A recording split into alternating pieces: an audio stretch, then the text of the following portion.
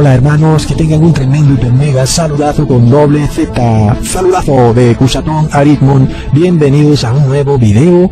Oramos hoy a nuestro Padre amado, Padre Santo, en nombre de Jesús, que nuestro Señor Jesucristo venga y habite entre nosotros. Él es nuestro Salvador y nosotros lo deseamos. En el nombre de Jesús, amén. Este es un video pues que tiene un tema muy serio porque es un gran pilar de los imperios religiosos el que voy a discutir en este video. Es una de sus grandes columnas.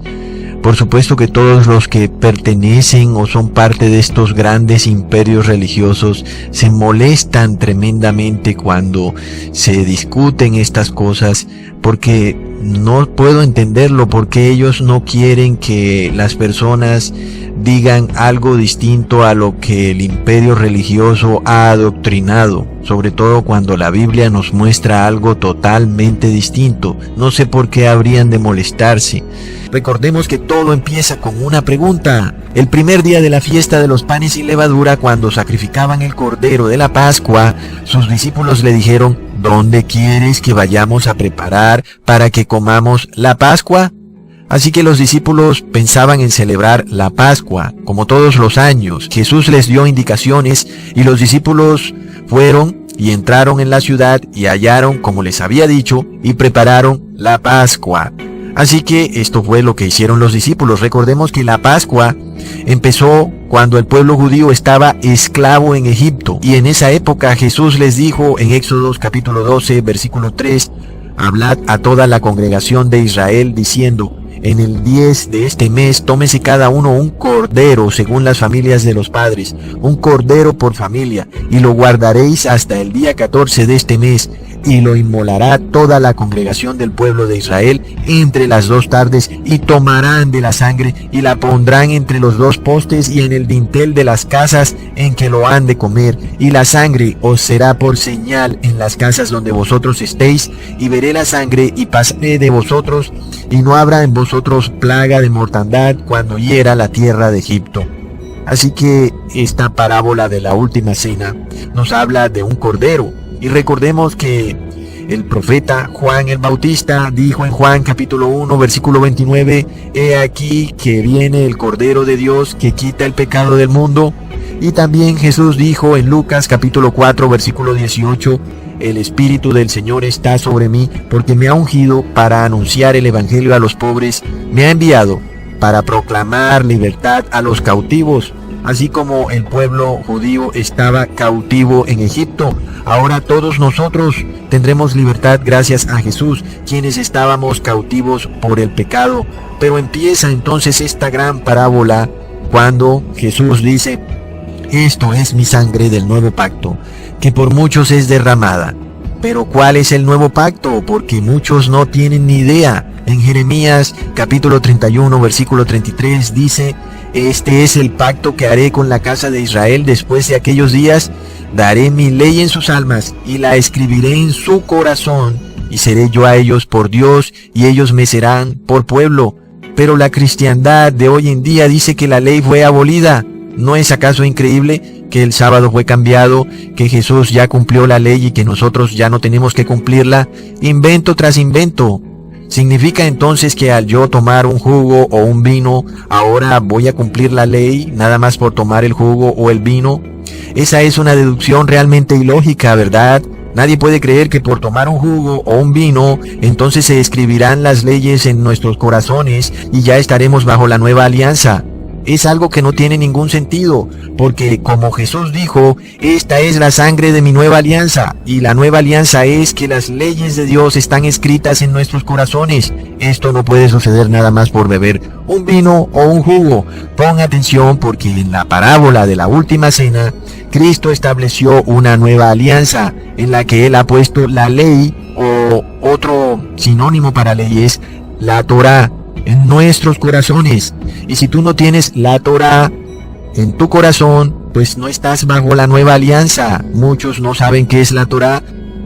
La Torá es el Antiguo Testamento. Pero entendamos algo: la señal de que tú no estás bajo el nuevo pacto es que estás violando las leyes de Dios. Esa es la clarísima señal de que no estás bajo el nuevo pacto, bajo la nueva alianza. ¿De cuáles leyes estamos hablando? De todo lo que Dios instituyó en el Antiguo Testamento, los 10 mandamientos y las fiestas judías, por llamarlas así, porque es cierto que no son judías. Sin embargo, todas estas leyes ahora son espirituales, confirmando lo que el apóstol dijo en Romanos capítulo 2, versículo 29. Es judío el que lo es en espíritu, y la circuncisión es la del corazón en espíritu, no en la letra. Y luego dice de nuevo el apóstol Pablo en Romanos capítulo 7, versículo 22, porque según el hombre interior me deleito en la ley de Dios. Por tanto, ¿qué sentido tiene celebrar físicamente la Pascua, sacrificando un cordero, si Jesús es nuestro cordero? Pues Él ha puesto esta ley en nuestro corazón. Así que nuestra Pascua es espiritual. Jesús ahora es nuestro cordero.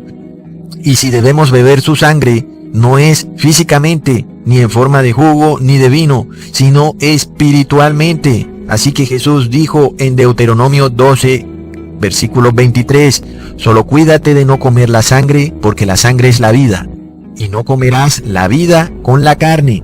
La sangre es espíritu, y en el espíritu está la vida, porque Jesús dijo en Juan capítulo 6, versículo 63, el espíritu es el que da vida, la carne para nada aprovecha. Las palabras que yo os he hablado son espíritu y son vida. Cualquier obra que hagas en la carne para nada sirve. Comer y beber un supuesto pan y jugo no te harán que estés bajo el nuevo pacto. Cuando bebes la copa en memoria de Cristo, estás bebiendo su espíritu. No que bebas un jugo ni un vino y así bebes el espíritu, no, sino que bebes es el espíritu de Cristo. ¿Y cuál es el espíritu de Cristo? En Juan capítulo 1 se nos dice, en el principio ya era la palabra, y aquel que es la palabra era con el Dios, y la palabra era Dios. Entonces, ¿cuál es el espíritu de Cristo? Es la palabra. Luego se nos dice, en Juan capítulo 1, versículo 12, mas todos los que le recibieron, a los que creen en su nombre, les dio potestad de ser hijos de Dios, los cuales no son engendrados de sangre, ni de voluntad de carne, ni de voluntad de varón, sino de Dios. Por tanto, amigos, la copa que nosotros bebemos no es jugo, ni es vino, que nos los dé un hombre, para que nosotros seamos ahora hijos de Dios. La copa que bebemos es el Espíritu de Dios, y el Espíritu de Dios es la palabra. En Juan capítulo 3, versículo 6, nos dice que lo que es nacido de la carne, carne es, y lo que es nacido del Espíritu, Espíritu es. Ningún hombre, a través de un rito, puede hacerte nacer de nuevo. Miremos lo que dice. En Juan capítulo 3, versículo 5, Jesús dice, de cierto os digo que el que no naciere de agua y del Espíritu, no puede entrar en el reino de Dios. Y luego, estando Jesús colgado en el madero, un centurión romano clava una lanza en el costado de Dios. En Juan capítulo 19, versículo 34, uno de los soldados le traspasó el costado con una lanza y al momento salió agua y sangre. ¿Y qué es la sangre? La sangre es espíritu. El que nace de agua y espíritu es el que nace de nuevo. Así que cuando bebemos esta copa, no bebemos ni jugo, ni vino, ni mucho menos sangre, sino que bebemos el Espíritu de Cristo, que es nuestro Espíritu Santo. En Romanos capítulo 8, versículo 9, mas vosotros no vivís según la carne, sino según el Espíritu, si es que el Espíritu de Dios mora en vosotros. Si alguno no tiene el Espíritu de Cristo, no es de él. Así que ni bebiendo jugo ni vino recibirás la copa de la que hablaba Cristo, la cual es la copa de su Espíritu, por medio de la cual la palabra está escrita en tu corazón. La prueba es que tú estás en guerra con la palabra, desobedeciendo el mandamiento aquí y allá y buscando la manera de justificarte con la misma palabra. Esta es la mejor prueba que jamás has bebido la copa. En Romanos capítulo 8, versículo 4 se nos dice, para que la justicia de la ley se cumpliese en nosotros, que no andamos conforme a la carne, sino conforme al Espíritu. Así que la última cena es una gran parábola. No es que tú tienes que ir a tomar vino o jugo, sino que tienes que beber el Espíritu de Cristo. El Espíritu de Cristo es la palabra. Cuando tú te llenas de la palabra de Dios y obedeces su palabra, entonces estás en la nueva alianza. Y la nueva alianza es que las leyes han sido escritas en tu corazón. Y si están escritas en tu corazón, no puedes desobedecerlas, porque entonces no pueden estar escritas en tu corazón. porque serías hipócrita. Sin embargo, amigos, sabemos esos motivos ocultos y escondidos, latentes, los cuales se esconden detrás de esta celebración, y como sabemos la hipocresía del hombre es infinita, como aquel que dice que él no adora al sol, pero cuando llega el domingo santifica y reposa y descansa en el día del sol. Asimismo, aquellos que pertenecen a estas religiones evangélicas, hijas de la católica, los cuales niegan que cuando están comiendo el pan o bebiendo un jugo o vino, literalmente están comiéndose el cuerpo y la sangre de Cristo, y que no lo hacen para convertirse así en el Cristo, sino como una celebración en conmemoración de lo que le sucedió a Cristo.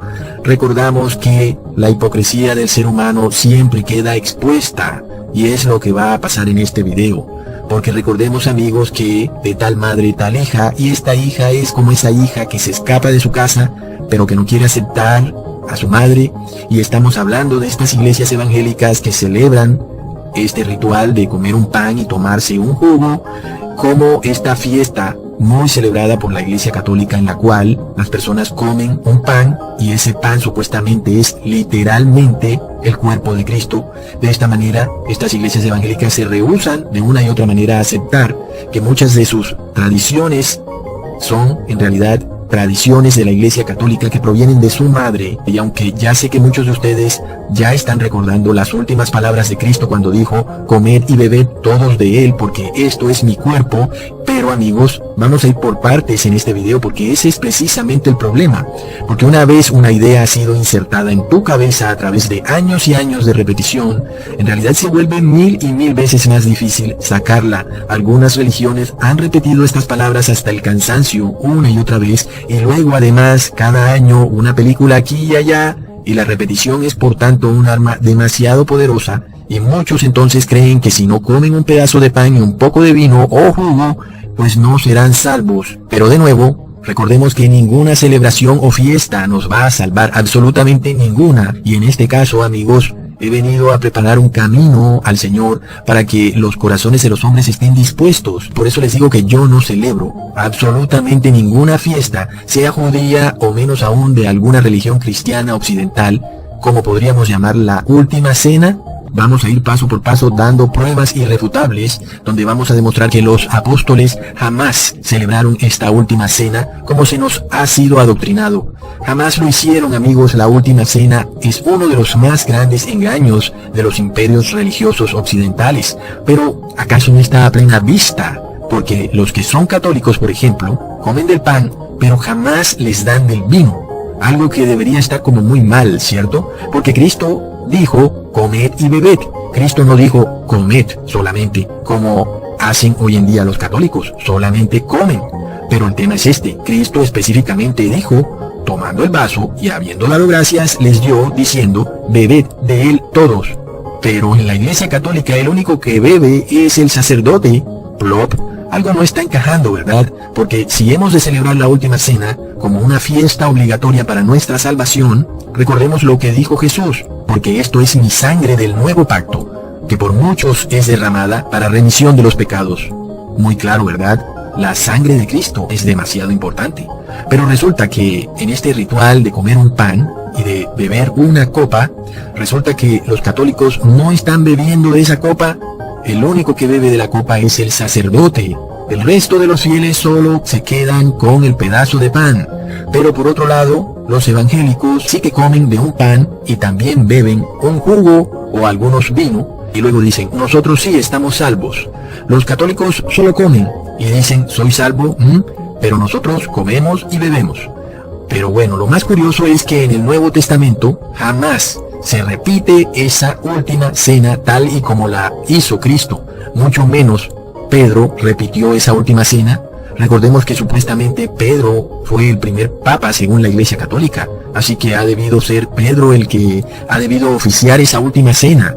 Sin embargo, Pedro por ninguna parte oficia esta última cena. Después de la ascensión de Cristo, vemos que no encontramos por ninguna parte a nadie realizando esta última cena. Pero miremos los hechos que suceden justo cuando estaba a punto de caer sobre los apóstoles el Espíritu Santo en Hechos 2:42. Y perseveraban en la doctrina de los apóstoles, en la comunión unos con otros, en el partimiento del pan y en las oraciones. Bueno, algunos dirán, ahí lo tienes, Ecusatón, esa es la última cena. Pero vamos con calma, porque vamos a explicar estos versículos, porque además ya podemos ver que en ese versículo no aparece por ninguna parte el beber la copa, ya sea con vino o con jugo, que supuestamente sería la sangre de Cristo, porque recordemos que Cristo dijo, comed y bebed, haced esto en memoria mía. Así que muchos dicen, ¿será que la Biblia se contradice entonces? Pero la Biblia jamás se contradice. El error está en que tu mente ha sido adoctrinada de una manera tan poderosa que no puedes ver la verdad. Y todas estas religiones en realidad tienen a líderes que finalmente practican la masonería y de esta forma engañan al mundo entero. Ahora algunos dirán, Ecusatón, pero mira que los apóstoles sí partieron el pan. Sin embargo, vamos a analizar, porque dice, por lo menos, que partieron el pan. Así que miremos por qué habrían de partir el pan. Habían solamente dos razones por las que los judíos que seguían a Jesús partirían el pan. La primera porque celebraban alguna fiesta judía, por ejemplo la Pascua, o la segunda, que es la más importante, porque partir el pan significa que compartías el pan con alguien, es decir, que había una comunidad de personas que no poseían nada, sin embargo todo era comunitario y por tanto el pan no le pertenecía a nadie. No era como que alguien pudiera decir, este es mi pan, allá está tu pan en tu plato, y aquí está mi pan en mi plato. No, para los verdaderos creyentes judíos, el partir el pan, es decir, lo que hoy llamaríamos compartir, era donde se escondía una gran bendición. El pan, por tanto, no le pertenecía a nadie, era de todos y para todos.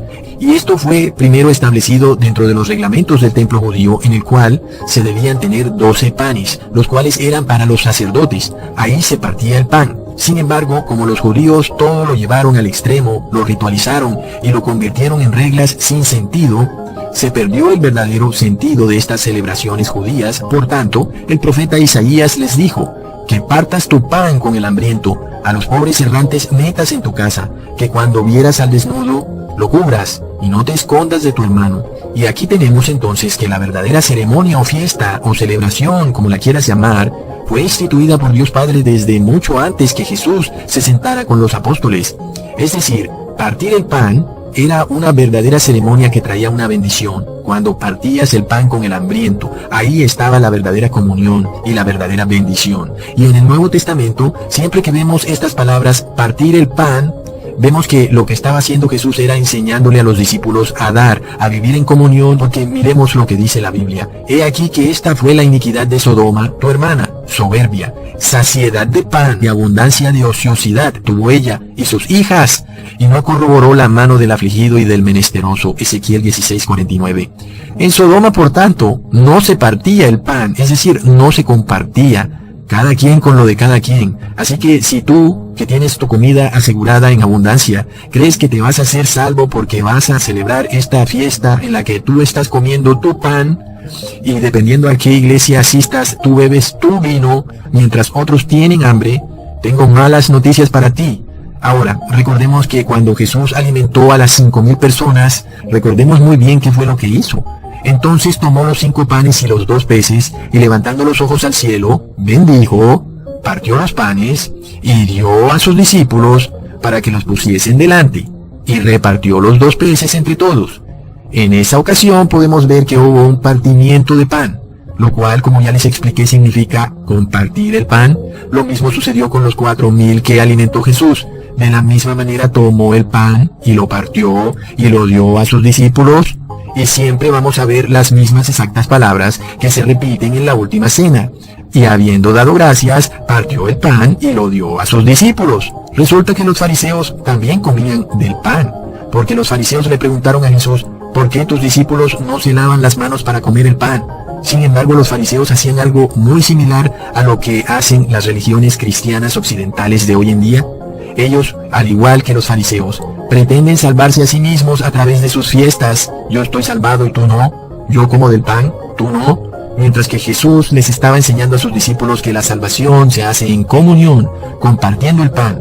El pan no es mío ni tuyo, es de todos y para todos. Y ese era un rasgo característico de los que seguían a Jesús.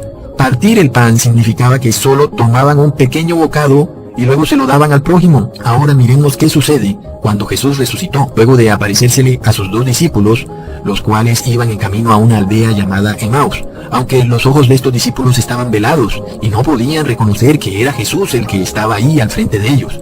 Pero miremos algo, me parece a mí que ese hubiera sido un momento perfecto para repetir y que Jesús pudiera verificar que los apóstoles hubieran aprendido esta nueva ceremonia de la última cena, la cual supuestamente él instituyó para que las personas se salvaran, haciendo esto en memoria de él, la última cena, para lo cual entonces podemos ser salvos comiendo de un pan y bebiendo de un vino o jugo, porque supuestamente es lo que debemos hacer, ¿no? Si eso fuera tan pero tan importante para nuestra salvación, ese era el momento apropiado y justo para Jesús verificar que los apóstoles lo estuvieran haciendo acorde a sus instrucciones. El caso es que los discípulos, sin aún reconocer que era Jesús el que tenían enfrente, le dicen: oye, quédate con nosotros en la aldea y pasa la noche. Y luego dicen: y aconteció que estando sentado Jesús con ellos a la mesa, tomó el pan, lo bendijo, lo partió y les dio.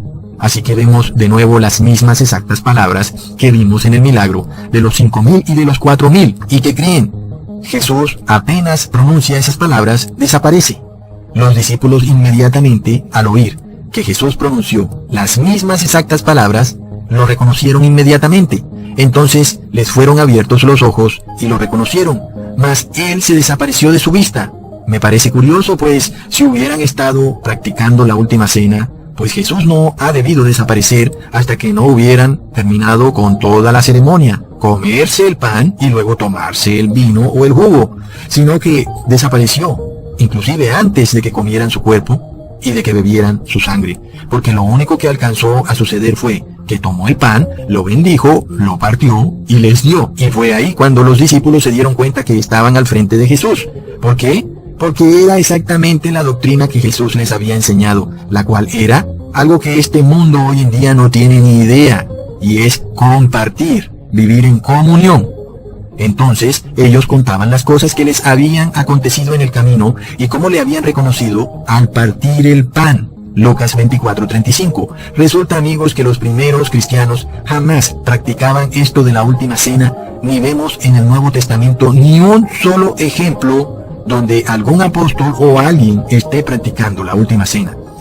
Y el hecho es que, miremos lo que dice la Biblia: y sobrevino temor a toda persona, y muchas señales eran hechas por los apóstoles, y todos los que habían creído estaban juntos, y tenían en común todas las cosas, y vendían sus propiedades y sus bienes, y los repartían a todos según la necesidad de cada uno, y perseverando unánimes cada día en el templo, y partiendo el pan en las casas, comían juntos con alegría y sencillez de corazón. Hechos 2:42. Ahora, no te estoy diciendo que vendas todo lo que tienes, pero sí te estoy mostrando que partir el pan no significa la última cena, significa una vida en comunión y de hermandad.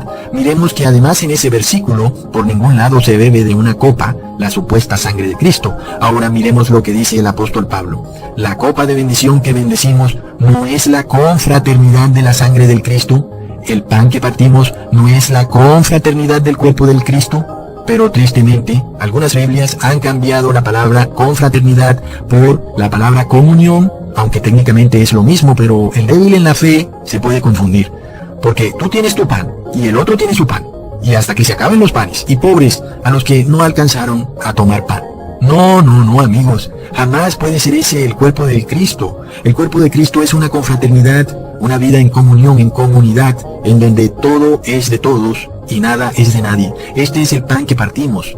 Luego el apóstol Pablo iba en un barco con unos soldados, los cuales llevaban 14 días sin comer nada. Entonces Pablo les dijo: por tanto os ruego que comáis por vuestra salud, pues ni aun un cabello de la cabeza de ninguno de vosotros perecerá. Y habiendo dicho esto, tomó el pan, dio gracias a Dios en presencia de todos, y partiéndolo, comenzó a comer. Entonces todos, teniendo ya mejor ánimo, comieron. Porque de nuevo vemos que partir el pan significa compartir. De nuevo, al igual que en Hechos 2:42.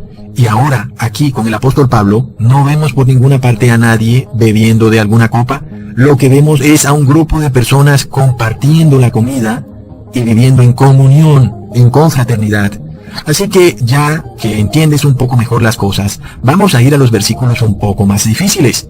Vayamos a 1 Corintios 11, el cual ahora van a poder entender. El apóstol Pablo escribe: pero al anunciaros esto que sigue, no os alabo, porque no os congregáis para lo mejor, sino para lo peor.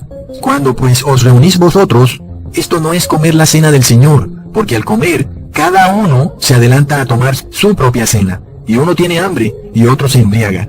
Aquí vemos claramente lo que les digo. Lamentablemente eso es exactamente lo que ocurre en los imperios religiosos cristianos occidentales que tenemos hoy en día. Porque además de que cada quien salía a comer su pan, hasta salían además algunos borrachitos de estar bebiendo tanto vino todos los días. Además de esto, algunas personas ya ni comían en sus casas, porque en la iglesia les daban pan y vino. Es decir, que la comida que debía ser para los pobres era usada indignamente para llenarles la panza a quienes ya lo tenían todo. Continúa el apóstol Pablo: pues ¿qué? ¿No tienen casas en que coman y beban? ¿O menosprecian la iglesia de Dios y avergüenzan a los que no tienen nada? ¿Qué les diré? ¿Los alabaré? En esto no los alabo, porque ahí no hay confraternidad. De esta manera tergiversaban todo el concepto que era instaurado por Jesús. Por algo, esta carta del apóstol Pablo empieza diciendo: sed imitadores de Jesús. Porque si tú te crees salvo porque tú te comes tu pan, tú no estás imitando a Jesús, porque Jesús compartía el pan. Luego dice el apóstol: porque yo recibí del Señor lo que también les voy a enseñar. La noche que fue entregado, tomó el pan, habiendo dado gracias, lo partió y dijo: tomad, comed, haced esto en memoria de mí.